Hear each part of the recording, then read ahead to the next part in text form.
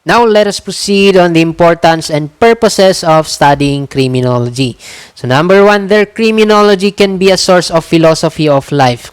So, bakit kaya natin nasabi na good source of philosophy of life? So, dito kasi sa criminology, isa sa ine-emphasize dito is discipline din. Okay? So, dito sa criminology, ang pinag-aaralan natin, crimes. Okay? Pinag-aaralan natin kung ano yung mga mali. Ano yung bawal, ano yung mga illegal. So yun, at least alam na natin kung ano yung mga illegal na yan, ano yung mga bawal. Then at least tayo sana makatulong yan para ma-develop natin sa sarili natin yung discipline, okay? Or para at least maging law-abiding citizen tayo. Hindi tayo yung magiging pasaway dito sa society or nangunguna sa mga kalukuhan. So at least being a criminologist, we will be able to create or we will be able to develop discipline in ourselves. So next one, we have here criminology is a profession not only for social service but for legal practice as well. Kasi dito nga sa criminology, pag-aaralan din natin some of the basic laws na meron tayo dito sa Pilipinas. Okay, and then here, third, people study criminology because criminals are legitimate object of interest. Okay, so dito sa Pilipinas or dito sa ating lugar, anyone can be a victim. Okay, anyone can be a victim of crime. Anyone can be a criminal also. So yun, at least if we are going to study the root causes of criminality, alam natin yan. Then at least tayo na nakapag-aral ng criminology, alam din natin kung paano i-prevent yung mga yan. Magkaroon tayo ng idea kung paano i-prevent ang mga yan. So yun, tayo yung mag-i-initiate din or tayo yung magturo sa mga next generation, sa mga taong nasa paligid natin, kung paano ba natin mape-prevent ang crime. Okay? Kasi yun nga, anyone can be a victim of a crime and can be a criminal. Okay? And then, anywhere, pwedeng mangyari ang krimen, okay? Or pwedeng mag-exist ang krimen. So last one, we have here authorities should know a bit of criminology because crime is a very expensive problem of the society.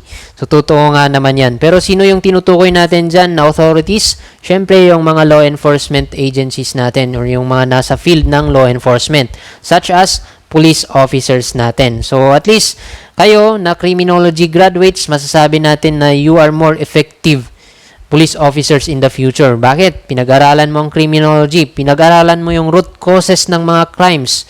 So at least, alam mo kung paano i-prevent. Sabi nga natin, kung alam mo kung paano nangyayari ang isang bagay, then alam mo kung paano yan pigilan. Okay? Parehas din dun sa sayings nila na if you know your enemy, then you know how to defeat them. Okay? Alam mo kung paano sila talunin. Kung alam mo ang kalaban mo or kilala mo yung kalaban mo, then at least alam mo kung paano sila talunin. So, parang ganun din sa crimes. So, if you know how the crimes or what is the root causes of that crimes, then you know how to prevent or to stop it. Okay? So, yun, nasabi dyan, expensive or very expensive ang crimes. Bombing incidents, okay, pwedeng mangyari dyan. Loss of life, okay? Maraming mamamatay. Aside from that, maraming mga ari-arian ng masisira, okay? So, aside from that, sabihin natin in crime of robbery, okay? Meron dyan, ninakawan ng milyon-milyon. So, that's why nasabi natin na crime is very much expensive problem, okay? Kasi sa dami rin ng kung sabihin natin, kahit hindi pera yan, pero buhay ng tao, masasabi natin na expensive kasi ang buhay, that is a precious. Okay? Precious ang buhay natin. Kung tutusin nga, walang presyo yan eh. Okay? Walang presyo ang buhay natin. Kahit milyon pang ibayad mo dyan, hindi mo mabibili or may babalik ang buhay. That's why we can consider it also as expensive. Crime is very expensive. Not only in terms of properties, but also in terms of life of a person. Okay, so those are some of the importance and purposes of studying criminology that we have here in our notes. Now, let us proceed on the aims of studying criminology. So, first one there, the primary aim of studying criminology is to prevent the crime problem. Okay? So, yun yung pinaka-main goal natin. para sana mapigilan natin yung pagtaas ng krimen dito sa Pilipinas. And then second one, we have here to understand crimes and criminals, which is basic to knowing the actions to be done to prevent them. So, na-mention ko kanina, aalamin natin yung root causes, and then that's the time we are going to, or we can now create ways in order for us to prevent and stop those crimes. Okay, so yun. Nalaman natin na yung root cause ng crime is dahil sa kahirapan. Mataas ang bilang ng robbery or crime of robbery here in the Philippines. Maraming nagnanakaw na mga Filipino citizen. Na-determine natin yung root cause dahil yan sa kahirapan or unemployment. Kaya ngayon, ang gagawin natin, pwede na tayong mag-recommend ng solution sa government. Ito ay pwede na nilang sabihin, mag-add pa ng mga trabaho, bigyan ng mga trabaho yung mga walang trabaho para at least meron silang livelihood. Okay? And then paano naman yung mga tao na hindi pwedeng hindi makukuha sa mga trabaho dahil sa hindi sila nakapag-aral? Okay? So yun, bibigyan ng scholarship para sila ay makapag-aral. Mga ganong paraan ba? So yun, lahat ng mga ginagawa ng ating gobyerno, mga steps ng ating government, mai-relate natin yan sa criminality. Okay? So yun, nakapag-aral yung mga tao, at least meron silang way or malawak-lawak yung opportunities na pwede silang makapagtrabaho. So at least, that could help. Since may trabaho sila, meron silang pinagkukunan ng pera, then yun, hindi na sila gagawa ng masama or hindi na sila magnanakaw. Parang ganon yung gusto nating i-point out dyan. And then number 3, to prepare for a career in law enforcement and scientific crime detection. Kaya kayo nandito ngayon kasi gusto nyong mapunta dun sa law enforcement agencies natin. So yun, you are going to study here para may prepare namin kayo dun sa future job ninyo, okay, or future career ninyo. Okay, and then number 4, to develop an understanding on the constitutional guarantees and due process of law in the administration of justice.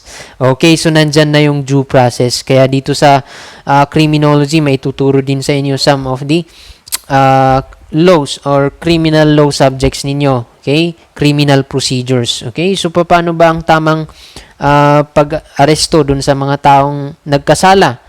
So, basta-basta mo na lang ba silang aarestuhin, and then tututukan ng baril, pupusasan ng tapos tutorturin? Pwede ba yun? So, hindi po yun due process or labag po yun sa due process na meron tayo. So, due process, kailangan yung obserbahan yan kapag kayo ay naging law enforcement officer. So, paano yung proseso? Una dyan, kapag aarestuhin mo yung tao, you should inform him of his Miranda rights. Kaya kung mapapansin ninyo yung mga sa movies, okay, or kung nakakita man kayo ng actual na hinuhuli na tao, dapat merong ipakitang warrant of arrest and then sasabihan siya or babasahan siya ng Miranda rights niya. So, John, sasabihin, you have the right to remain silent. Everything that you say can be used against you in the court of law, mga ganon. You have the right to have a counsel. Yun yung unang-unang sasabihin. Kapag hindi mo yun ginawa, pwedeng ikaw yung mapasama. Okay? So, kailangan sundin mo yung due process. Aside from that, wag na wag mong aabusuhin. Okay? Or tutorturin. So, hindi pwede yun. Kapag tinorture mo yan, ikaw pa yung mapapasama. Maaaring ikaw yung makasuhan. Mga ganong instances. So, you will be here in criminology or in studying criminology, we will help you learn those things. Okay? Para in the future, alam na alam ninyo yung mga dapat ninyong gawin as a law enforcement officer. Okay. So, number 5, we have here to foster a higher concept of citizenry and leadership together with an understanding of one moral legal responsibilities to his fellow men, his countrymen, and the nation. Or in short, maging public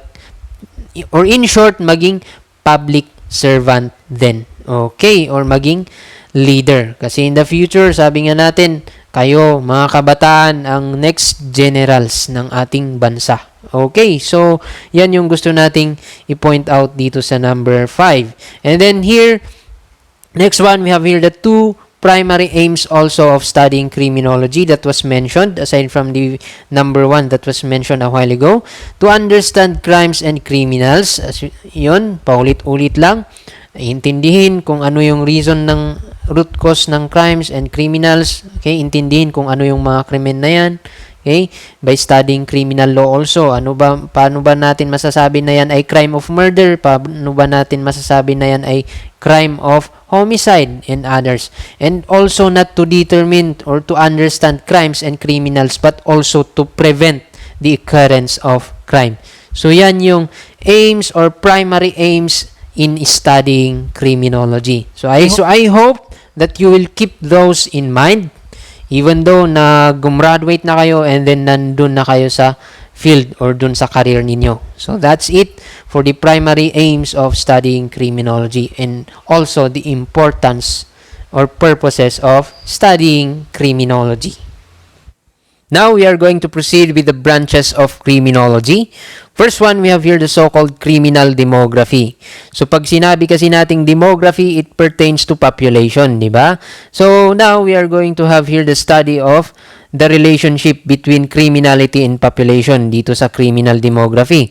So in here, we are going to try to answer, does population has something to do with criminality? So may kinalaman ba yan? Okay, let's take an example, yung urban and rural areas situation. Kapag sinabi nating urban, cities, yung tinutukoy natin dyan. Kapag rural areas naman, tinutukoy natin dyan yung mga probinsya or provinces or mga sitio or mga maliliit lang na bayan. So with that, kumpara natin sa urban, mas maraming tao dun sa urban, di ba? Or sa mga cities, mas crowded yung mga tao doon. Unlike dun sa rural areas, mas kukonti lamang yung mga tao na nandun. So, ikumpara natin yung crime rate doon. So, saan mas maraming nangyayaring krimen? Sa urban areas, tama, di ba? Mas konti ang nangyayaring krimen doon sa rural areas. So, yun, mas konti yung tao, mas konti yung nangyayaring krimen. And then, doon sa urban areas, mas maraming tao yung nandun, mas maraming or mas mataas yung crime rate.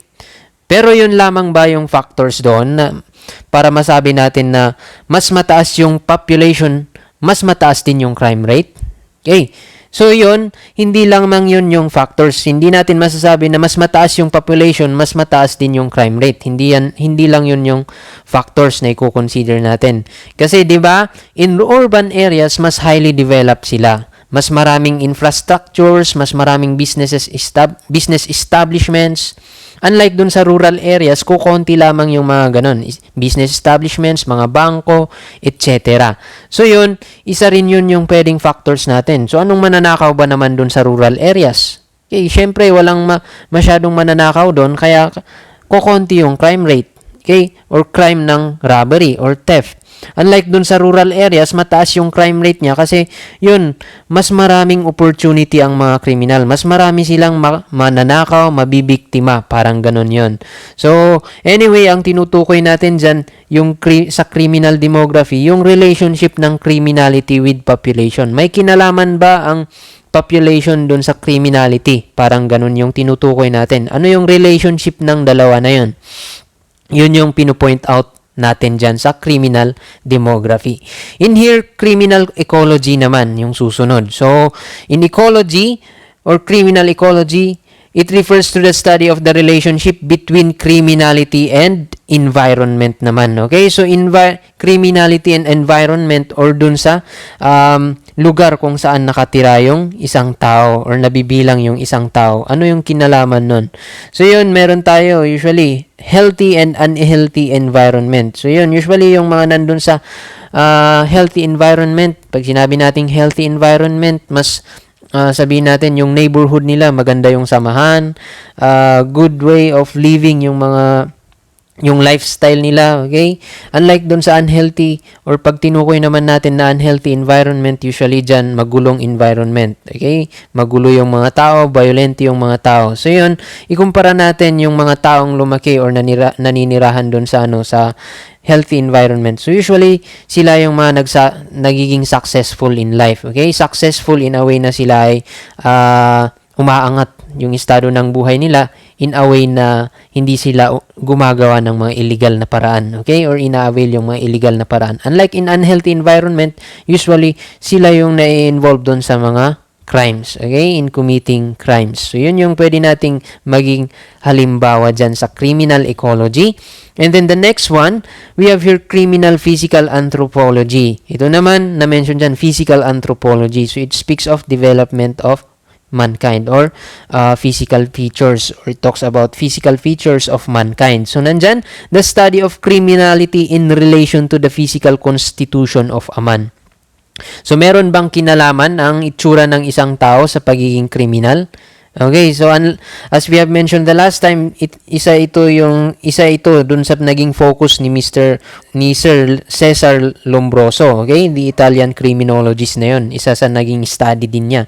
Na sabi niya, there are so-called born criminals, and then criminals can be identified through their physical features. So yun, maybe some of you will agree with that kind of reasoning or kind of opinion or theory, and also some of you will say no about that. Okay, so anyway, that is what we were pertaining to here in criminal physical anthropology. Okay, so may kinalaman ba yan? Physical constitution ng tao, yung itsura ng tao dun sa criminality. Pwede ba nating Pwede ba nating ma-identify ang isang tao through the use or through his physical features? Okay, so yan yung tinutukoy natin under criminal physical anthropology. Okay, and then now we have here criminal psychology. Kung dun sa physical anthropology, yung physical features, yung nakikita natin sa labas or panlabas na kaanyuan ng tao, dito naman sa psychology, the study of human behavior in relation to crimes. Okay? So yun, magfo-focus tayo here in criminology. We are going to focus more on criminal behaviors, of course, okay? Pero yun, we also include studying as a whole human behavior. Pero yung focus natin usually yung criminal behaviors. So common na behavior na na-observe natin sa isang criminal. Okay, so in here in criminal psychology, we are going to try to determine those or study those criminal behaviors. So ano ba yung causes ng pagiging violente ng tao na yon? Okay, pwede nating sagutin yan through studying criminal psychology. And now, another branch of criminology is criminal psychiatry.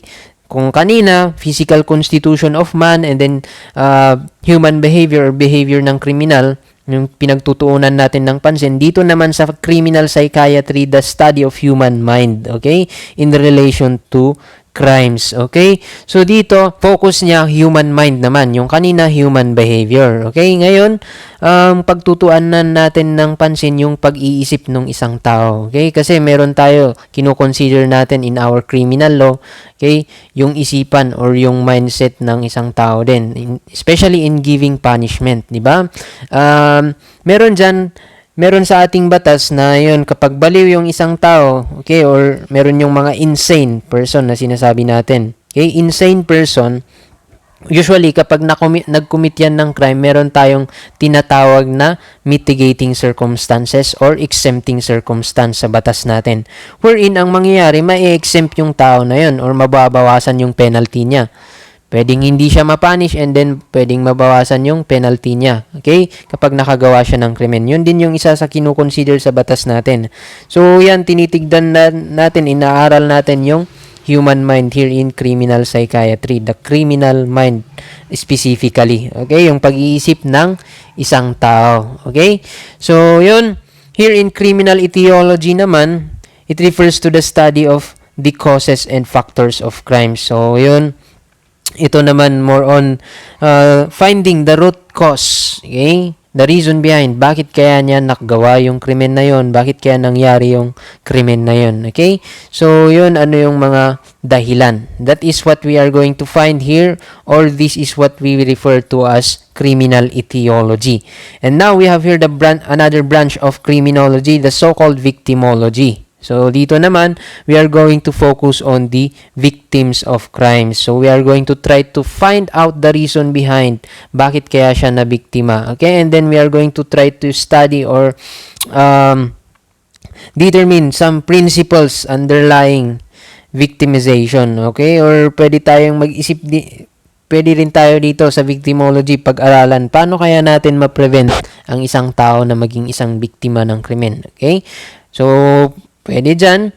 Kasi usually, yung iba dyan, yung ibang reason kung bakit nabibiktima ang isang tao is dahil din dun sa ginagawa niya. Okay? Dun sa behavior na pinapakita niya. Meron dyan yung iba. Sabihin natin sa mga ladies. Usually, meron sa mga nare-rape, okay? Usually sa mga nare-rape na ladies, isa sa mga rason din nila kung bakit sila nabibiktima ng pang-aabuso, rape, na mga cases na yun is because dun sa pananamit nila din kung minsan. Okay, masyadong revealing yung pananamit ng isang babae, kaya yun, naakit yung isang lalaki, nagawa niya yung hindi dapat niya gawin. Yun, lumabas yung kademonyohan ng kanyang kamay. Kaya, gumalaw. Okay, so parang ganon. Dahil dun sa um, behavior or dahil dun sa pinapakita ng babae din. Kaya ganun yung nangyari. So sometimes, in order for us not to be a victim of crime, tignan din natin yung actions natin or yung mga ginagawa din natin. Okay, so yun, para maiwasan natin mabastos, kung minsan, huwag tayong magsusuot ng mga damit na revealing masyado. Especially kung pupuntahan natin sa public. Pero kung pambahay lang tayo or sa bahay lang tayo, okay lang na ganun siguro. Pero yun, kapag pupunta tayo sa public, then of course, ingat-ingat tayo sa pananamit natin. Piliin natin yung secure or hindi nare-reveal yung mga private parts natin para iwas dun sa mga taong nadedemonyo wherein yung kamay nila gagalaw dahil sa gumana yung kademonyohan ng kamay na sinasabi nila.